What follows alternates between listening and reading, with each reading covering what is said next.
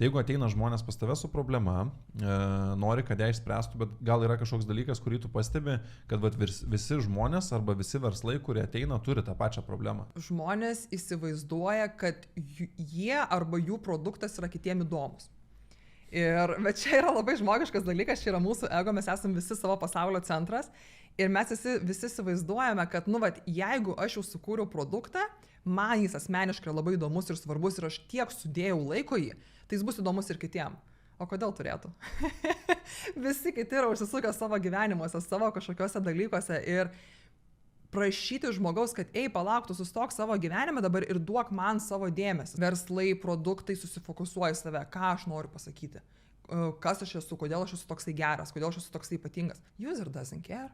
Vartotojas scrollina kažką, bimbinėja, ten vieną žiūri kitą, o tik tokas iššoko, čia gal biškį įdomiau yra. Ir tada gaunasi taip, kad aš sukuriu tą savo puslapį, kuriame aš pasakoju, ką aš noriu pasakyti, net neįsigilinus, ką mano vartotojas nori girdėti.